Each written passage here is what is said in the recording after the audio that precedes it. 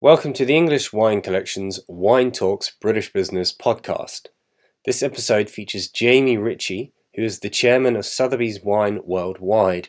He joined Sotheby's in London in 1990, and during his 29-year career, he has been responsible for expanding Sotheby's wine business from being an auction house with sales based only in London to a multi-channel international wine merchant with the year 2018 sales exceeding $100 million. Jamie holds the record for the highest value bottle of whiskey and wine ever sold, a Macallan 1926 for $1.9 million, which took only 10 minutes to sell. He has also sold a Romani Conti 1945 for $558,000. Jamie mentions that people often say the Sotheby's is in the wine business, and his response is, "We're really in the business of selling wine, and there is a subtle difference." Not just content with selling wine, Sotheby's sell a range of drinks, and they hosted the ultimate whiskey sale in the middle of Sotheby's RM car exhibition. Jamie tells the story of the largest sale that he's ever done, which was for 75,000 bottles, and remarkably that within the seller records there was only one error. Jamie, thank you so much for being a part of the English Wine Collection's Wine Talks British Business. I really appreciate to have you here and on board. Could you start by filling me in on your career? Wow, that's a long way back. I joined Sotheby's in 1990 in London when we had just a very small auction business, London-based. And since then, we've expanded and we now have auctions in 3 centres in Hong Kong, in New York and in London. We opened New York in 1994 and Hong Kong in 2009. We also opened a retail business in New York in 2010 and in Hong Kong in 2014, and we've expanded into spirits and into our own label wines, which we just released.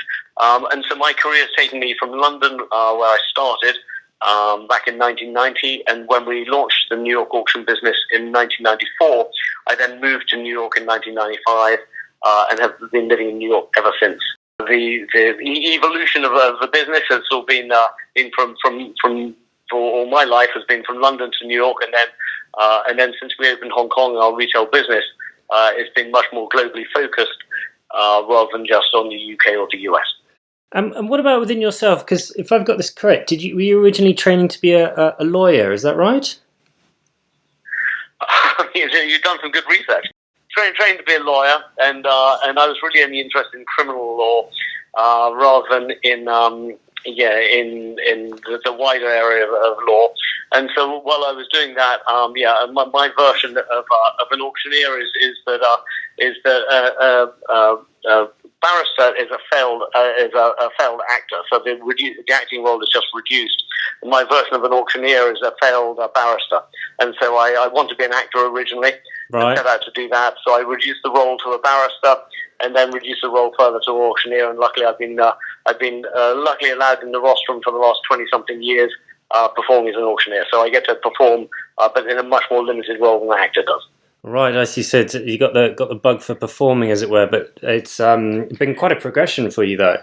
Sure. I mean, I think the auctioneering part of our role is a small role in terms of what we do.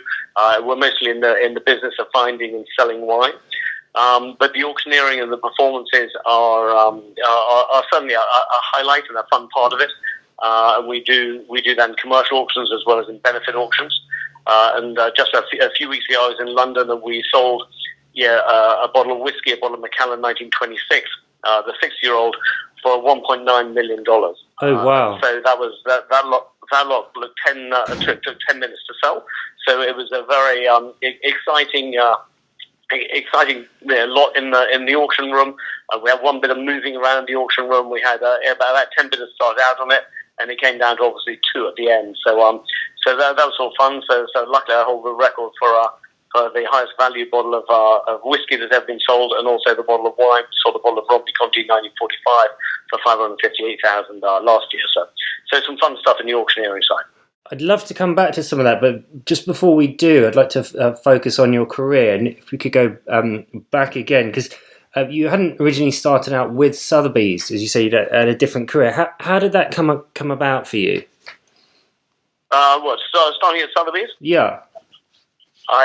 So I was actually, when I first sort of left studying law, I actually went to work in the restaurant business. I worked in Victoria for a guy called John Forbes at a restaurant called Bumbles in Buckingham Palace Road, and he was a wonderful mentor for me. He sent me on wine courses, saw I was interested and passionate about it, and really encouraged me to study about wine and learn more about it.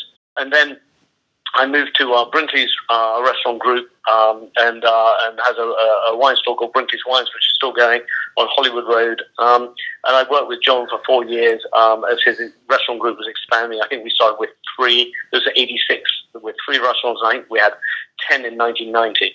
And so that was, again, a fascinating experience learning about wine from a restaurant perspective, what made restaurants successful, working with the wine list and working with the retail store. And from that experience, I really figured out that if I was going to work in wine as a career, then I want to work in the fine wine business, which meant either going to a broker, a wine merchant, or an auction house. And I chose the latter. Right. I'm glad you brought up John Forbes, because I was going to ask you about that.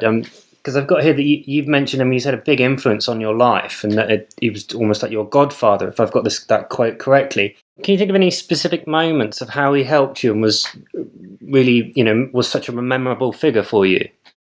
Well, I mean, he was the one who sort of, if you like, invested in me. I was working in a bar. He invited me to be assistant manager of his restaurant. And when I joined there, he sort of made me in charge of the wine program, even though my knowledge was a little more limited.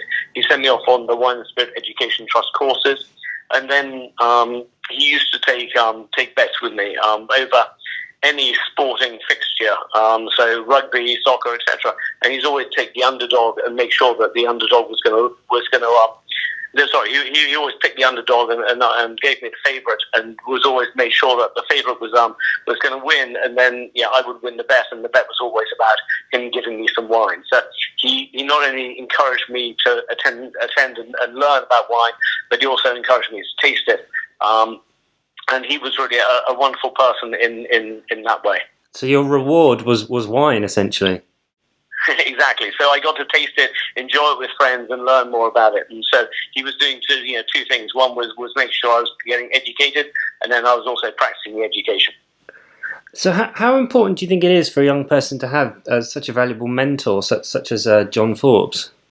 Oh, well, I think it's critical, because I was at a point whereby I didn't really know what I was, what path I was going to take in terms of a career.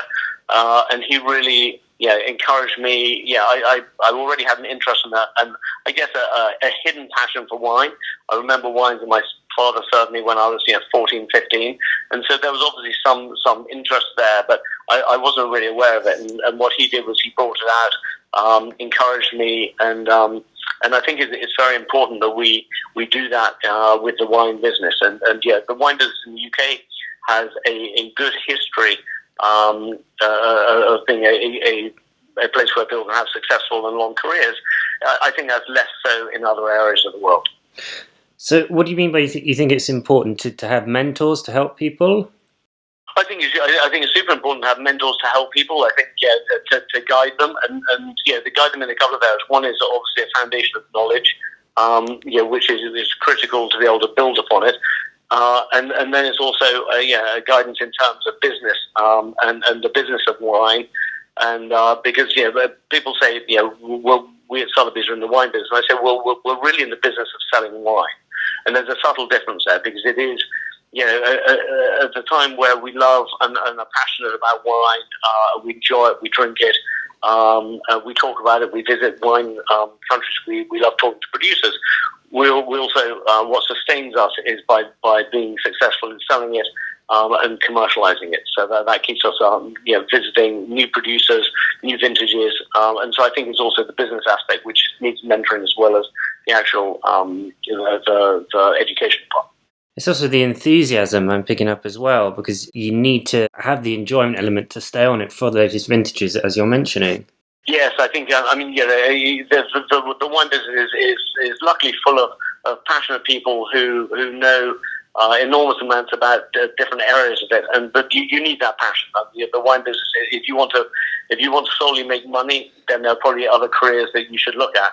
But what we get to do is combine our passion of wine, enjoying it, talking about it, meeting the people behind making it, finding out about new vintages, and that's the fun part. And when we get to do that and combine that with a business that is very, very broad, so it's everything from agriculture and growing it to marketing it to selling it and savouring it. So it's a fascinating business. It is, and touching on the whole passion, as you've mentioned, for wine, which most people do once you get involved, you are incredibly passionate about it. One of the other things that you've been quoted as saying is that part of being an auctioneer is it's a performance for you.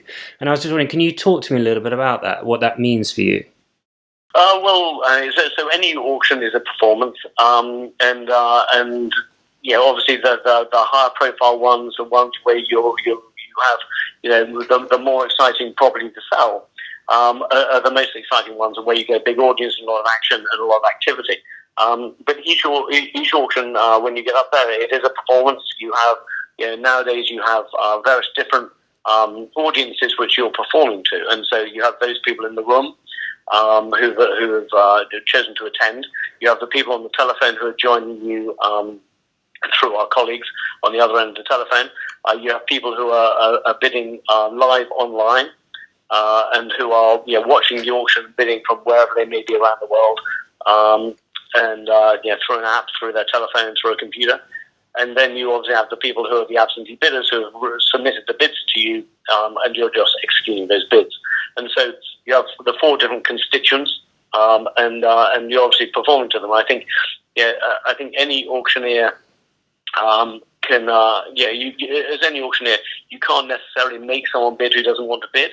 But if they want to bid, you can certainly encourage them to bid more. And that's part of our job, and it's having fun doing that. And then that gets exaggerated even more if you take it to the benefit auctions, where you're performing to raise funds for a charity. And that really becomes more of the entertainment side rather than the auctioneering side. But one of the most frequent mistakes a novice auctioneer will do in that environment will be not to go back to the previous bidder, because the best place to get your next bid is the person who bid before. And so all of those elements bring in the performance, and it is a theatrical experience. For our ultimate whiskey sale, which we did in London, we actually set the auction in the middle of the RM Sotheby's car exhibition, and so we had the auction room was surrounded by the cars, and then we had the auction within it. So we had even more of a dynamic. We had our first ever single collector spirits auction, first ever live auction in spirits for us. In the setting of with all these classic cars, and so there was a really interesting vibe and atmosphere to that auction. So it was a fun one to sell, and luckily very successful. I was going to say that sounds incredible to have an auction in the middle of all these antique cars. It's that's amazing. It leads quite well onto my next question, because I was going to ask you, can you recall one of the most memorable auctions that you've been involved in? So, I think that one, because obviously we got the record price for any bottle of whiskey at 1.9 million, and so that one was a great one a really electric atmosphere. We did one last year with the seller of Robert Drouin from Burgundy. He was selling some wines from Domaine La Romney-Conti, so just a couple of minutes up the road, which he had in his cellar. Because the Drouin family used to be the agents for Domaine La Romney-Conti, and so we sold that, and that was only a 100-lot auction.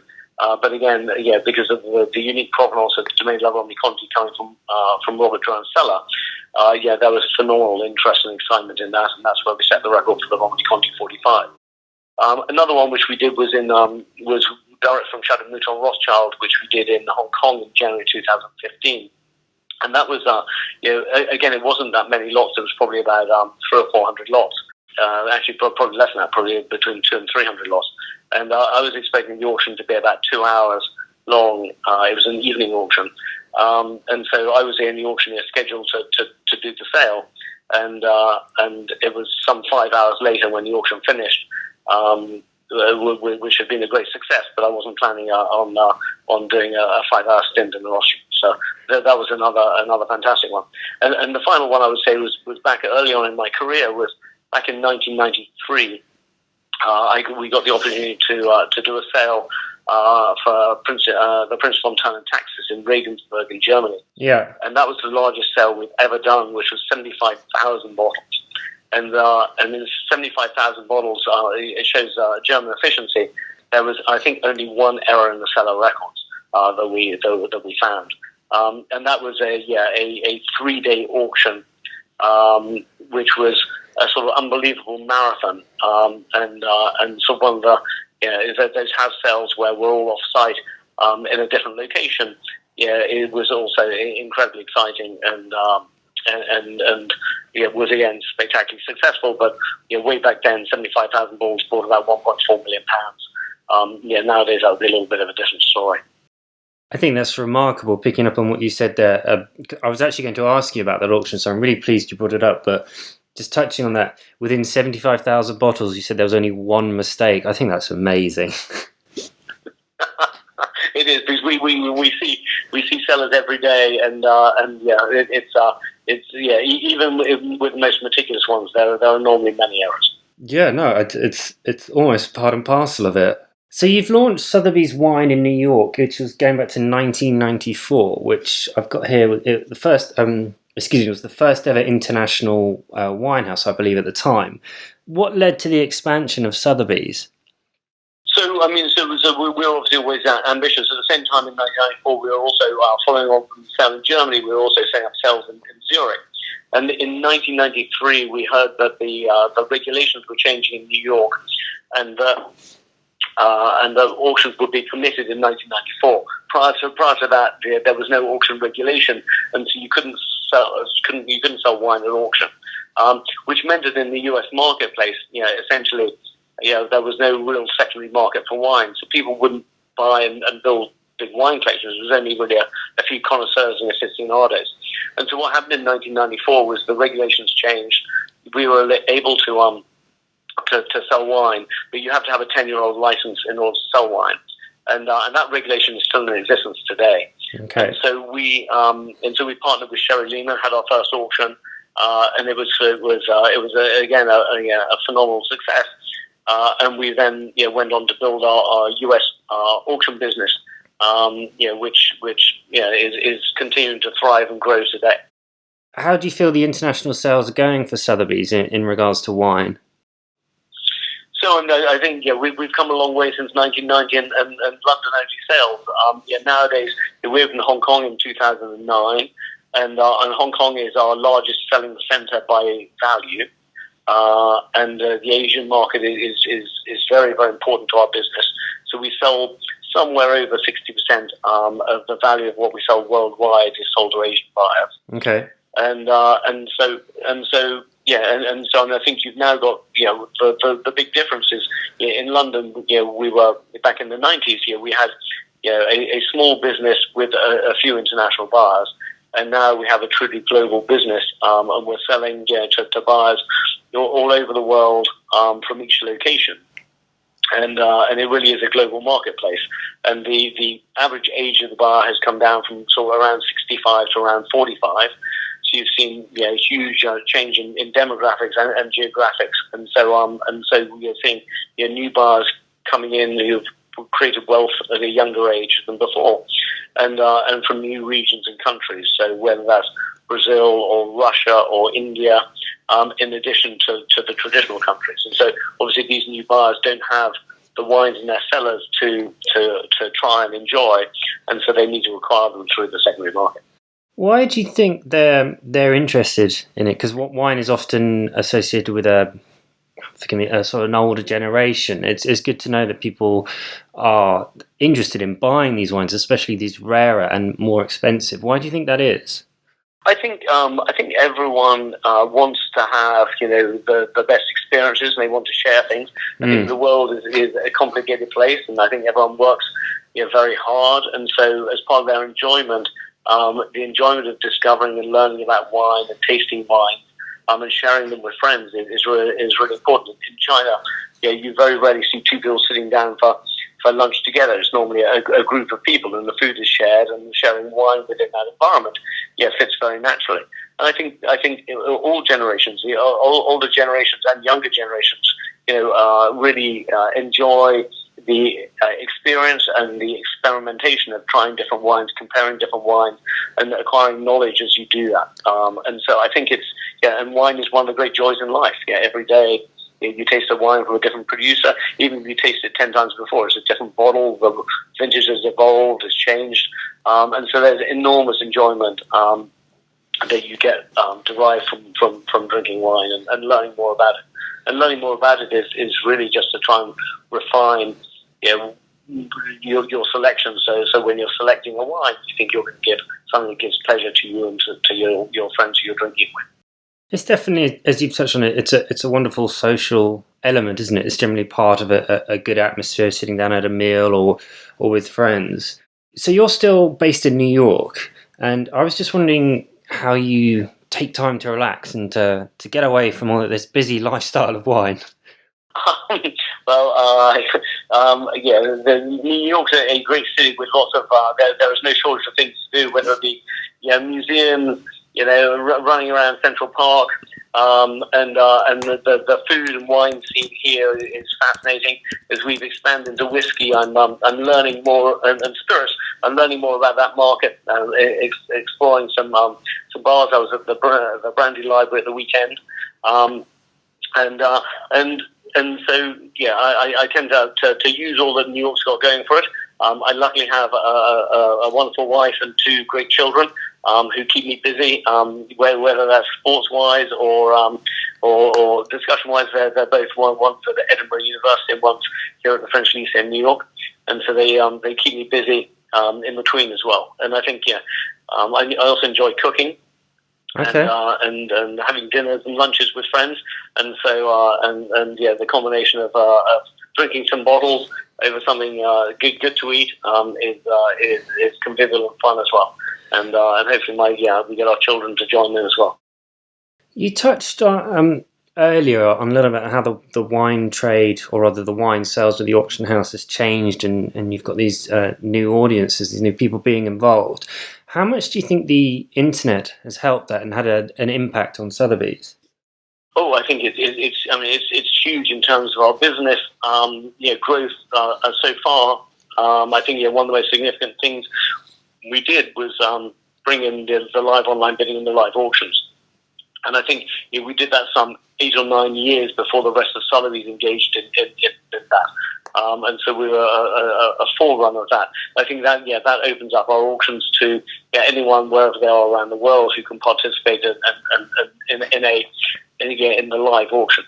I think as far as reach, again we've expanded to new and different markets, and I think that is actually still, funny enough, in this nascent phase. I think the transition to online sales and how sophisticated that will become and how it transitions, and particularly in our retail business, whereby I think the majority of transactions will be taking place on the phone, and the sophistication of how we find wine, how we buy wine, and how we look for it will continue to change at a very, very rapid pace. And I think over the next 5 to 10 years, I think it will really fundamentally shift how we transact and how we do business, particularly on the retail side, but it will also affect the auction side as well.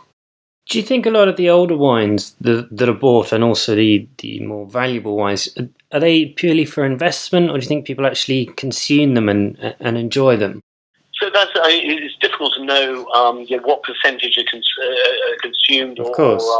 or for investment. We think it's about 50%, roughly speaking. And we certainly have very, very healthy consumption. Whenever we're with friends and clients in Asia, we're always tasting and blind tasting. And the same goes for here in the US and Latin America.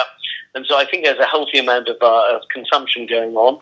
I think there is obviously an element of some people are doing it to invest in wine. I think more frequently what you've got is that people are acquiring wines and building cellars and building collections because they want the curiosity of having these wines, of trying different wines and having the options to do that. And I think And one needs variety in one cellar because you don't know what your mood is, what the weather's going to be like, who you're going to be having dinner with, what you're going to be eating, and so we will need a lot of variety in our cellars, to make choices from. But inevitably, at the end of the day, as one ages and one's lifestyle changes, maybe from having younger children to having kids that have grown up and left home, I think, and you travel more, you go out to restaurants, and I think you're left with a cellar of wine that maybe you realise you can't possibly consume in your lifetime. And I think that happens, to many, many people. And so most of the wine, it may have been intended to be consumed, but at the end of the day, it acts as an investment because they can't possibly consume every bottle that they've ever purchased. And so I think there's a large element of people, building collections, buying wines, and never quite get around to consuming all of them. I think you're right. I mean, I visited a few private cellars, and I have a feeling, you have a great bottle of wine, go, okay, I'll buy a case or I'll buy a couple of cases. But then you replicate that by, say, even just 20 individual bottles, you've all of a sudden got a lot of wine to get through when you start buying it in cases. So it's it's not surprising that a lot of these wines come back onto the market a few years later, because that would be some serious drinking. Right, and then one of the things with the when you join the various different wine clubs of wineries, and you're buying direct from the winery, if you're buying significant quantities, you get the first shipment in, you get the second shipment in, and unless you're scaling up your consumption, you need to be aware of how many bottles of one specific type of wine you're getting, because I think the variety and there's always a new producer you want to try. There's always a new vintage you want to try, which you're going to do. And so I think what's interesting is also how one's taste evolves from one starts buying and drinking and collecting wine to where one ends up, and you review periodically what you have in your cellar, and you realise your taste has evolved, and maybe what you were buying originally isn't what you're drinking today. I've noticed, and it actually follows on quite well from what you're saying of how wine sales and people's collections, they change over time, and depending on mood and age, etc. But one of the things as well, I've got here that Sotheby's had one of the record sales here, which was you've achieved just over 1 billion in wine sales, which is just astonishing. I was just wondering, what do you think is driving that growth?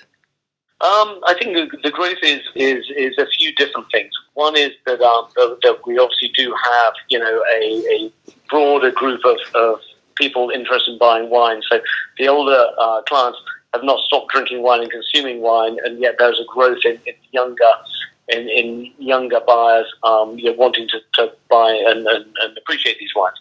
I think in terms of the wine, there's obviously two elements. There's demand, which is the demand is strong, so the prices are high, and that means on the supply side that people who aren't going to be consuming these wines are willing to sell them and selling them for good prices. So I think on the supply side, you've also had a strong market that brings out collections, that make them available for sale. So I think you've got this little combination of the two things going on at the same time. What wines are in most demand now that you're coming across? Well, Burgundy has been very, very strong for the last, I would say, 3 to 4 years, and particularly the last 2 years. The growth in prices has been very, very significant. I think what we've seen is also the older wines, and rarer wines, have become very strong, but that's also tied to specific provenance and condition. So great wines that are old and rare, they come with verifiable provenance and great condition, are really where the market is, and that goes across all wines, I think. And so there is an authenticity issue out there. It's been well documented by various different people. But obviously, ensuring that the wines which you're buying are authentic, as well as being in good condition, is sort of critical to the whole equation. And then just a couple of other areas. One would be other areas of growth. I would say Champagne's seen pretty significant growth in terms of prices and in terms of its reach into market. And I think we're beginning to see Italy, particularly from Piedmont, coming up, and also the Rhone. I think will be important. And I think one of the areas whereby Bordeaux used to be somewhere over 60% of our business in each of our locations. Bordeaux is now somewhere around 45 to 50% of our sales. And I think actually Bordeaux offers terrific value for money in the marketplace today. And that we should see prices beginning to rise for Bordeaux wines in the future. In regards to your own wine collection and to broadening the range that Sotheby's offers, you've recently launched your own wine range. Can you talk me through those? Sure. So we launched that a couple of weeks ago. It's a Sotheby's own label wine collection, and we launched that because for our retail business, we have a number of people who are intimidated about wine and want to be reassured of getting a wine of good value that is typical of this region. And so we created the Sotheby's own label collection to sort of fulfill that niche. And so they're wines that are typical of each region, are made by producers whose wines we particularly like and enjoy, and we enjoy our relationships with them, the personalities behind the wines. And they're made to be in an affordable range, so that they're typical and affordable. And so the range starts with a Prosecco at $16.95 and goes through to having a Champagne at $36.95 and a Sonoma Pinot Noir is the most expensive at $39.95. So most of them in the $20 to $30 range. And very, very typical. So we have a classic Sancerre made by André Dezat. We have three Bordeaux. We have the Pesset Léognan, which is made by the team at Chateau Bailly. We have a Saint-Emilion from Annabelle Cruz Bardenay. And we have Haut Medoc from our friends at Chateau Maucon. And so all of the producers are named on the labels. The labels depict both the characteristics of the either the producer or the area, and they obviously have the Sotheby's branding on it. And each one has a lot number, which obviously refers back to the auction business, and also has a personal reference to our relationship with the producer. So each of the wines comes with a lot number as well. Oh, okay. So as you say, you can trace it back to the origin. Well, yes. I mean, so it's less the tracing back to origin. It's more of a connection with the winemaker. Okay. And can the consumer find that out if they go online and put the number in? Sure, absolutely. Yep. Oh, great. Okay. What other areas is Sotheby's looking to grow into? So, I mean, I think spirits is one area where we're expecting to get some reasonably significant growth. We had our first sale of dedicated to just spirits with the Ultimate Whiskey Collection in London a month ago, and we're expecting the growth in spirits to be obviously mainly centered on the whiskey business, and that's both Scotch and Japanese whiskey, but also to expand to cognacs, rums, armagnacs, etc. And so we're looking at spirits as one area. I think in terms of auctions, I think there'll be a transition from live auctions to online auctions as the technology gets more sophisticated, and we'll see growth in that area in terms of expansion into more online only auctions. I think geographically, I think there are different locations we can be in, and I would see that more traditionally we've been focused on selling from our three selling centres, London, New York and Hong Kong. And I think going forward, we would probably add more centres as the distribution issues change and the regulatory environment changes. And right now, you have the Hong Kong protests affecting the Asian market. You have Brexit affecting the UK market, and you have the Trump tariffs affecting the US market. So I think as you've got those forces which are somewhat unknown as to the outcomes of them, I think that will encourage us to be more broad in our approach to the business and look at different distribution options and different selling strategies around the world. And so I think that will be one thing that happens. I think the online sales and the growth in online and how we transact will continue apace, and will expect to get growth and in direct selling through online channels. So it's a steady, hard push, if that's the right way of putting it. Just keep putting the material or the wine out there, should we say? Yes, I mean, I think you need to be in each channel. So we've got auction and retail.